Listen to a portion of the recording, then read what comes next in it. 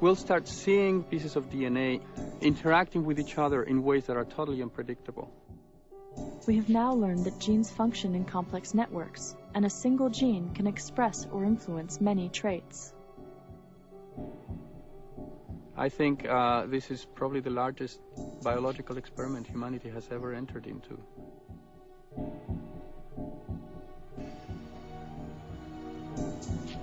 The Flavor Saver tomato was the first genetically engineered food to reach the public. Calgene, the corporation that produced the tomato, had done 3 voluntary feeding studies on rats and found lesions in some of the rats' stomachs. Over the objections of several government scientists, the tomatoes were approved in May 1994. The Flavor Saver tomato didn't hold up in shipping, and consumers didn't like it, so it was taken off the market. The first time many Americans became aware that genetically modified foods were part of their everyday diet was in the year 2001. Last fall, during lunch with co-workers, Grace Booth enjoyed 3 chicken enchiladas. The food, she recalls, was very good, but then something went very wrong. And I felt my chest getting tight, and it was hard to breathe. She didn't know, but she was going into shock. What are you thinking at this point? I thought, oh my God, what is happening to me? What is going on? Something is very, very wrong. I felt like I was going to die. In the emergency room in nearby Oakland, the diagnosis was severe allergic reaction. And from here, Grace Booth's story reached official Washington. At the time, the national corn market was in an uproar. Starlink, a gene-modified corn not approved for human food, had been found in taco shells, and recalls were emptying the shelves of corn products. The fear was possible allergic reactions. If I want a bowl of cornflakes, I want to know that it's safe to eat a bowl of cornflakes. Do you feel that level of safety right now? Absolutely not. It is almost inevitable that there have been thousands of people that have had from a very mild to perhaps serious allergic reaction to Starlink, you know. If it had not been for public interest organizations going in and testing that corn on our own, doing the government's job for it, this scandal would never have come out, and this potential health risk to humans never would have been discovered. There are 3 government agencies which are responsible for the safety of GMOs. The Department of Agriculture is responsible for assessing the environmental impacts of GMO crops and regulates GMO field testing. But a study of over 8,000 GMO field test applications showed that the USDA did not require a single environmental assessment.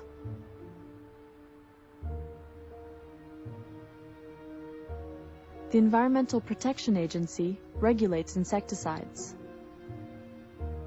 BT, a natural insecticide, is engineered into every cell of genetically engineered BT crops.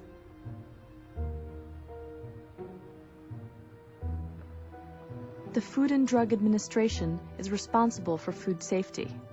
Any novel substance in food must be tested. When the biotech companies went to get regulatory approval, they did so on the basis that what they were doing was substantially equivalent, was the term which was being used, substantially equivalent to classical breeding practices, and therefore it should not be regulated in any way. At the same time, however, companies have insisted on patenting their products, and in order to get a patent, it has to be different than anything else. So on the one hand, we're saying it's very different because we want to patent it. On the other hand, it's substantially equivalent, so don't bug us with regulation. Substantial equivalency is obviously nonsense. These, at the cellular level, again, these foods have bacteria, viruses, new genetic constructs that no other foods ever had in history. They're clearly not equivalent. Since GMOs were considered substantially equivalent to regular food, they fall into the GRAS, or Generally Recognized as Safe category, and the government does not require testing or labeling. To me, one of the most incomprehensible things about U.S. policy is that we do not even require the labeling of genetically engineered foods. Many of those GMOs are in the form of corn syrup and soy lecithin. In 2002, a concerned mother in Oregon put a couple $1,000s into an initiative to label GMOs. How can we trust the same multinational corporations that told us that PCBs, DDT, and dioxin are safe? They don't even want us to know what it is that we're eating. The FDA ignored their own scientists' warnings about the dangers of genetically engineered foods. This is our children's future we're talking about. Let's join 25 other countries that require labeling. It doesn't cost their farmers or consumers anymore. Vote yes on 27. Let's label genetically engineered foods. The measure was defeated by the $4.6 million industry campaign that features a farmer who resembles the mother. The last thing we need is more government red tape, more bureaucracy, and higher costs. But that's exactly what Oregon farmers, consumers, and taxpayers would get if Measure 27 passes. Poll after poll has revealed that 80 to 90% of Americans want GMO food labeled. But the Genetically Engineered Food Right to Know Act that Representative Kucinich, Senator Boxer, and others have introduced every year since 1999 is still waiting to be voted on by Congress. The public in Europe has reacted with anger and concern at the idea that genetically engineered food products will be on their supermarket shelves. The latest polls showed at least 75% of the European public do not want genetically engineered food. In response to demand from their citizens, all 15 countries of the European Union adopted rules requiring the labeling of genetically engineered food.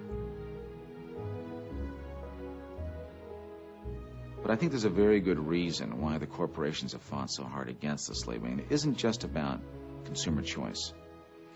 Without labeling, there's no real traceability for the health effects of genetically engineered foods. If you're a mother and you're feeding your baby infant formula, and it's not labeled that it's genetically engineered with soy, for example, and your child has a toxic or allergic reaction, there's no way you're going to know that that was caused by genetic engineering because it's not on the label. If, however, it is on the label, then you can say, you know what, maybe that contributed to this response in my child. You go to your doctor records it, and there's traceability, and we can begin to get a database on the health effects.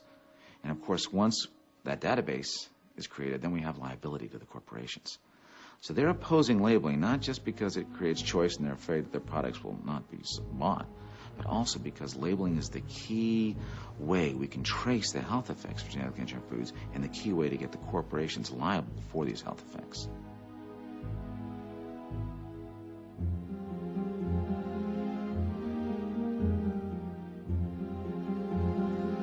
The Japanese people are deeply concerned about the effects of genetically modified food.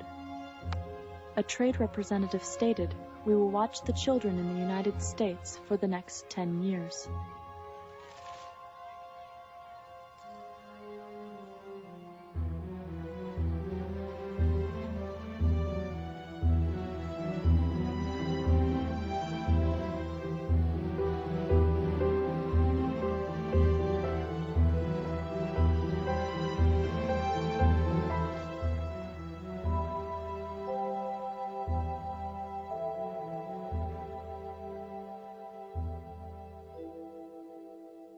In addition to claiming these products were safe, the biotech industry claimed they would increase yield.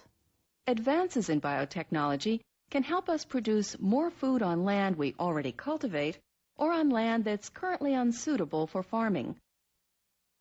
Monsanto submitted a regulatory package to both the FDA and the EPA for Roundup Ready soybeans, the first really big commercial crop. It's really very curious, how shallow actually the science was. They didn't look at routine stresses, drought, plant pathogens, other things that, soybean plants deal with in the environment. In the year 2000, a team of scientists based at the University of Arkansas documented decreases in the size of the root system. And under droughty conditions, these reductions were 25%. Now, that 25% impairment is going to translate into several bushels of lost yield in any part of the world. It's a very big impact. The other gap in the regulatory reviews was that no one bothered to explore the impact of the spraying of Roundup over the top of soybean plants on the capacity of the soybean plant to affix nitrogen And it's one of the most important environmental benefits of soybeans. It's a legume, like peas, so you don't have to put nitrogen fertilizer in your garden when you're growing peas or soybeans. And we're only now starting to study this because farmers have observed problems in some fields with Roundup Ready soybeans. I mean, they just did terrible and couldn't explain why.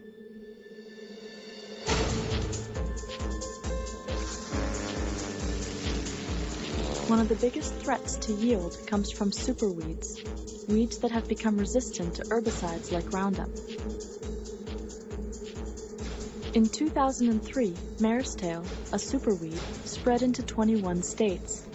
Now farmers have to use dangerous chemicals such as 2,4-D, which is similar to Agent Orange and has been proven to cause birth defects. Instead of spraying less, they are spraying more.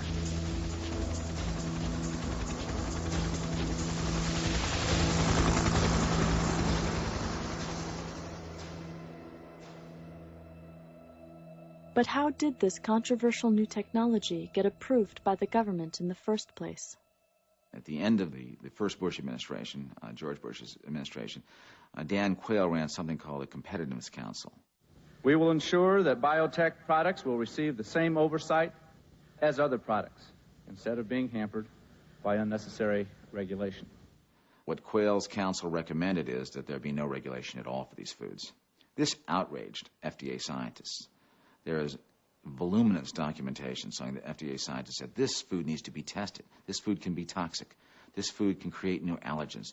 The genetic engineering process, the cell invasion technique that is genetic engineering, can lower nutrition. It can have create immune problems in laboratory animals. All these things need to be tested, much less the environmental effects. But Dan Quayle and his council said, no way. We want to be the first in the world to market this food. FDA still said no. So what do? They brought in a deputy commissioner for food policy, a man named Michael Taylor. Michael Taylor used to work at King & Spalding as Monsanto's senior counsel there. He had written up the industry regulations, which were basically no regulations, and of course he allowed this no regulation policy to become official U.S. policy in 1992.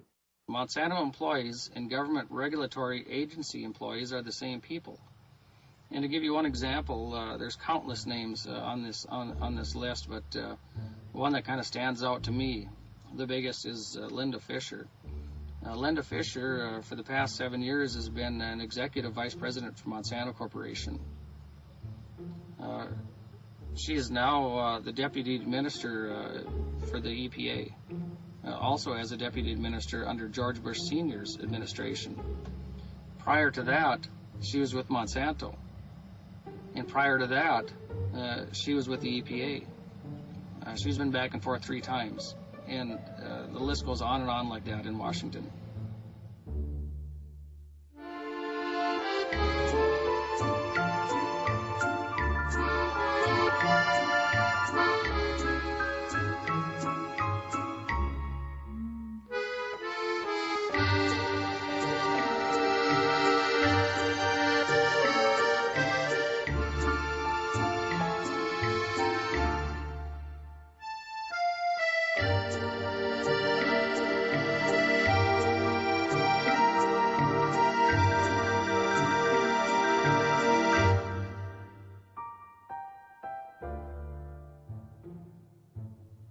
I have written a letter to our Attorney General, John Ashcroft, and I begged him for help with this monumental crisis that farmers are facing and we're facing.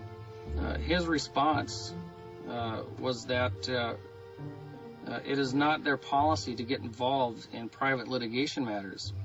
I have since learned that Mr. John Ashcroft has submitted a brief to the U.S. Supreme Court regarding a similar patent infringement case to be heard in October. He preyed upon the Supreme Court to uphold these new plant patents to protect the corporations that own the patents.